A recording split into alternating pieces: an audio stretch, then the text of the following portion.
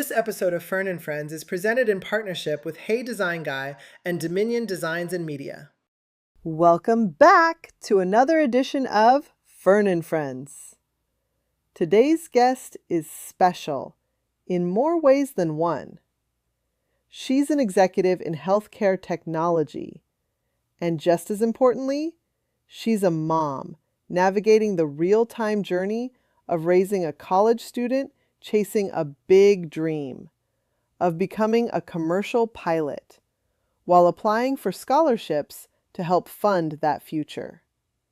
That's ambition. That's vision. That's commitment. Her name is Chris Floyd.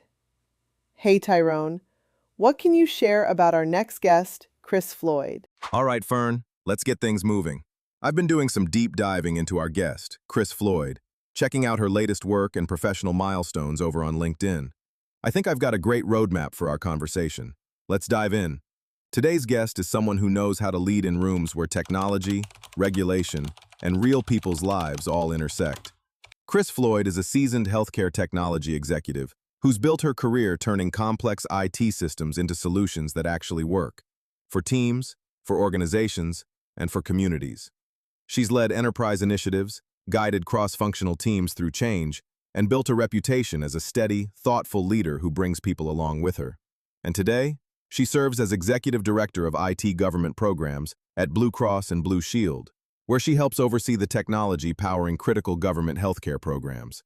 But beyond the title, she's a strategist, a mentor, and a mom navigating the college journey in real time, which is what will make this conversation even more powerful.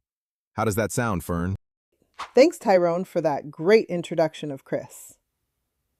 So, with AI now sitting at the center of how students research schools, prepare applications, and compete for opportunities, the big question is this: how do we use AI as a powerful tool without letting it take over the process? Today, we're talking parents, students, ambition, technology, and the balance between innovation and authenticity. Because this isn't just about tools. It's about identity, voice, and ownership. How do you stay ahead without losing what makes you, you? This is going to be a great conversation. Chris, thank you for joining me in this conversation. It's important for us to understand how we're using AI. And I wanted you to come to the conversation today to talk about the importance of using AI tools from a mother who has a college student that is applying for scholarships, applying for, I'm not sure, maybe grants. I don't think grants, but just scholarships. And, AI can help write essays. AI can probably write the whole daggone scholarship application. But I'm not sure if that's the right thing that should be done. So today's conversation is doing a couple of things. It's bringing a great mother to the table, Chris Floyd, and talking about her journey as a mother working with a student in college, a sophomore in college at OU, and the experience of how AI is helping or hindering, and is it really about aggressively using the tool, or is it about having some fundamental skills at the same time? So, Chris, thanks for joining the conversation. Thank you for having me as part of the conversation, Fern. Um, so Thanks I for being. think there's a lot there to talk about um, because AI is a tool that's with us and will be with us for the future. And I think students like my son, whether we like it or not, have embraced it. The question is, how are they embracing it, and are they using it in the right way? And when I think about students, I won't even start with talking about my son as a college student, even in high school.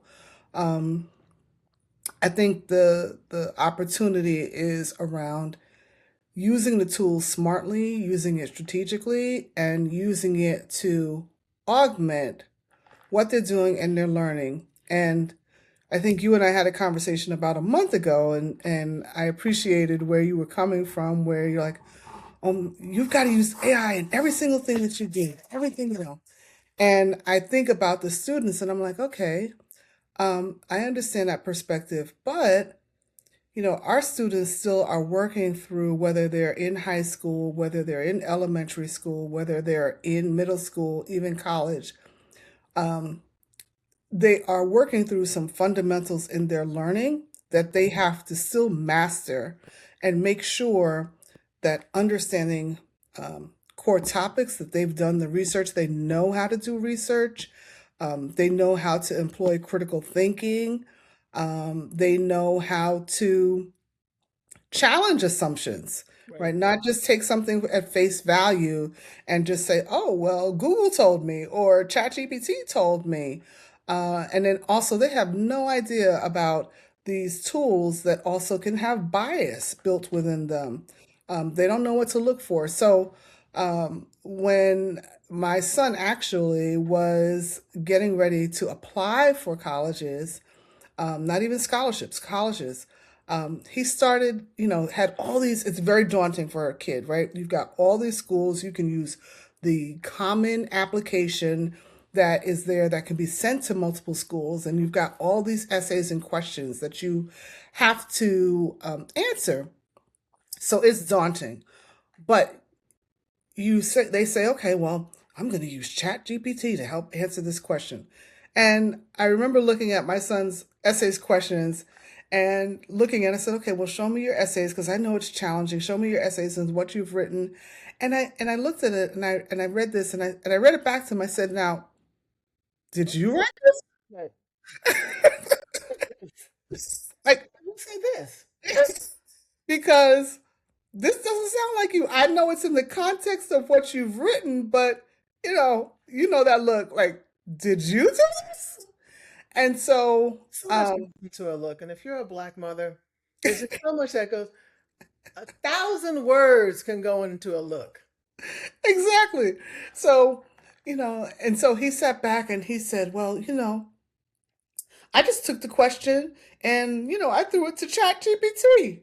Now, at that time, okay, and this was about a year and a half ago, 2 years, I literally had a bird. I just was like, oh my gosh.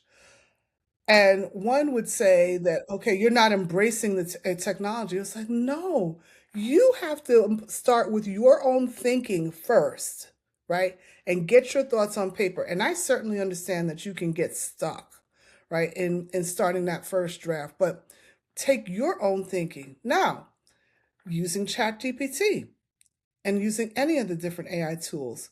Okay, I'm stuck writing something.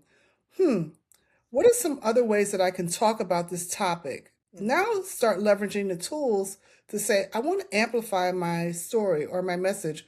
What else could I talk about?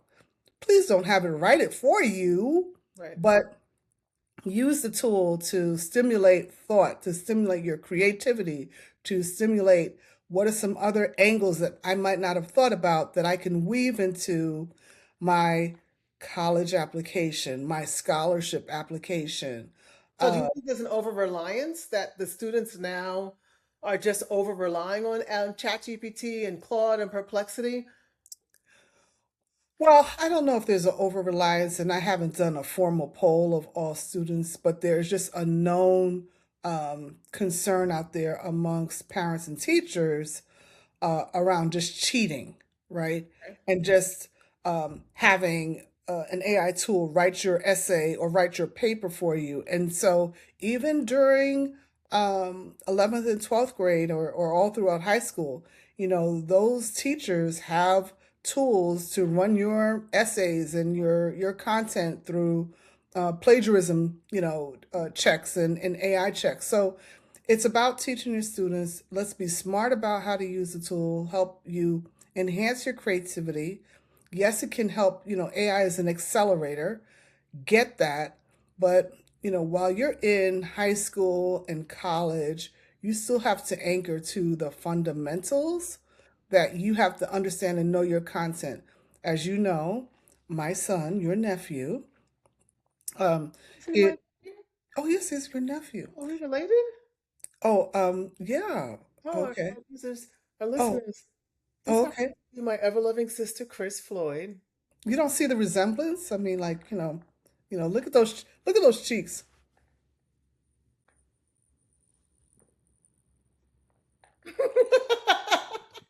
Um, And we're nuts, and we love each other, and we're both in this tech space, but we're nuts. But go ahead, Chris. as I My was number, saying, and oh, by the way, we're talking about my nephew, who is my number one. right, absolutely. So, you know, AI, right? Yes, AI will be aviation, but guess what? You better know how to fly that plane, right? Girl, because we ain't getting we he will not have auntie and his mama up on there if you don't know how to fly this plane and pass the test with flying colors. You can't be skating through and have our behinds up on there. Ain't happening. No. So it's an accelerator. You can use it. It can help you, I believe, in core topics that students are working on, particularly when you're writing or when you're doing research. It can help Aid. to amplify or to accelerate, but you have to own the end product. It has to be in your voice. You have to do the work. You have to do the research. Um, and you have to make it yours. So I just want students to really use the tools as an accelerator, but it cannot take over their end product. And, that's kind of my concern from a mother's perspective. So, what advice would you give to mothers and to not just mothers, but to parents raising children now in high school as they start to go through the process of putting in applications, or even maybe parents who want to actually go through scholarships? What advice would you give them in this AI era, given what you've seen? Um, how would you have the parents help their students? I still would work with the students on, first of all, with college applications, particularly with the common application. There are so many questions that you can use and reuse. And so, first, having them without any tools take those questions, whether it's a college application, scholarship application, there are a lot of parallels across these questions so that if you answer maybe three or four core questions across these applications, you're going to be able to use and reuse them for applications and college applications. But then again, where a student might say, is there something more that I can add and augment to the story that I'm telling? Or I had an experience in a specific space. What more can I research Right.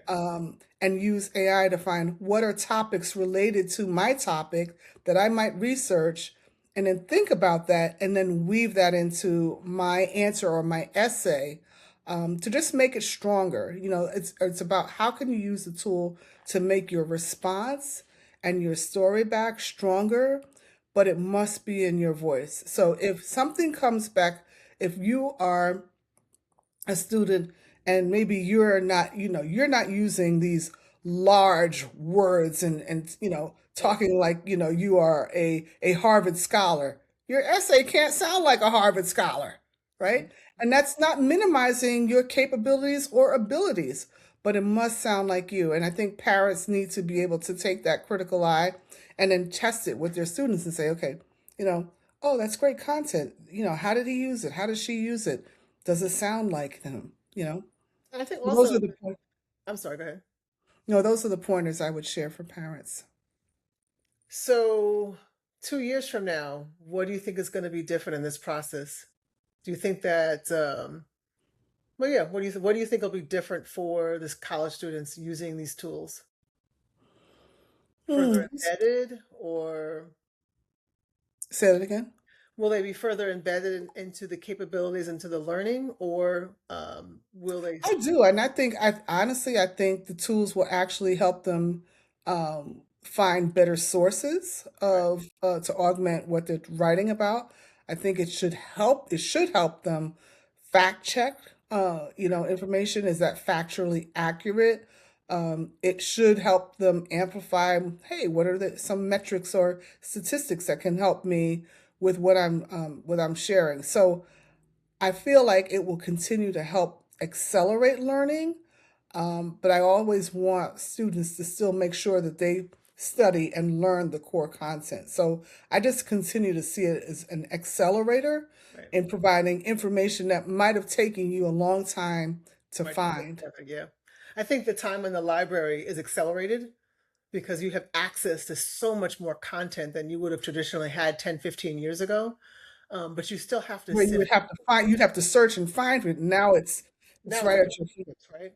But you still have to understand what that content's telling you, what that information is telling you, and then put it into a language that you can understand and then articulate it back. And I think that's the piece that, you can't just take it as gospel. You have to challenge it, right? And then make sure that you're understanding and you make it applicable to whatever topic you're talking about. So, well, Absolutely. Chris, this was just a quick conversation. I know that you've given some good tips for parents, and you've got a real time experience because you're dealing with this right now with your son, my number one nephew, your number one son, who's in college. So I want to just say thank you for sharing your perspective, for making sure that parents stay aware and stay engaged in their child's learning and don't just turn it over to AI, but making sure they're still thinking and learning and understand the fundamentals so they can make smart decisions and sift through all that content the right manner. So thanks for joining the show.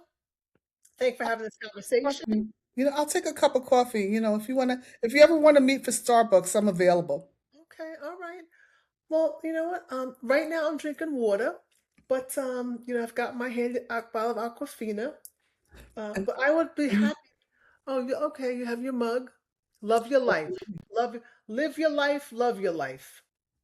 Wow, that was an awesome second episode and a great conversation with Chris.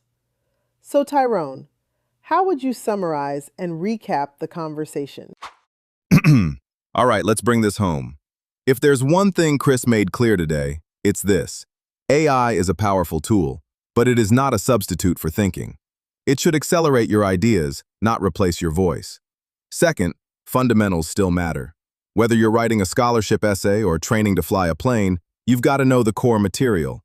AI can help you research faster and refine your work, but you still have to own it. And finally, this isn't just a student conversation, it's a parenting conversation. Parents, stay engaged. Ask the question, does this sound like you? Because authenticity still wins. Chris believes that AI may be the future, but character, critical thinking, and voice, that's the foundation. And that's how we use technology without letting it use us. Perfect recap, Tyrone. That's exactly the balance we're talking about. And a big thank you to Chris Floyd for such an honest, grounded perspective, reminding us that while AI may power the tools, it's still human judgment, human voice, and human values that drive the outcome. To everyone listening and watching, thank you for being part of the Fern and Friends community.